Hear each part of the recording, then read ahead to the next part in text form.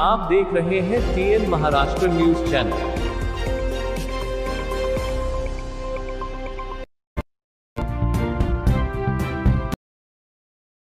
काही तथ्य नाही आहे, कारण का ते पॅकेज जेव्हा जाहीर करतात तेव्हा मोठी रक्कम वाटते, पण जी वस्तुस्थिती आहे, जे प्रत्यक्ष शेतकऱ्यांना भेटते ते अतिशय तुटपुंजी रक्कम आहे। आमची मागणी आहे की 50,000 हेक्टरी मिळायला पाहिजे। इथे 18, 20,000, 18,000, 15,000 असे मिळतात। शेतकऱ्यांची शेती वाहून गेले डोळ्यासमोर आणि त्यांना 3 वर्ष लागतील ते 4 वर्ष लागणार आहेत या सगळ्या गोष्टींतून सावरायला, आणि मग त्यांना तुम्ही 12-15,000 देत असाल तर ते साफ चुकीचं आहे।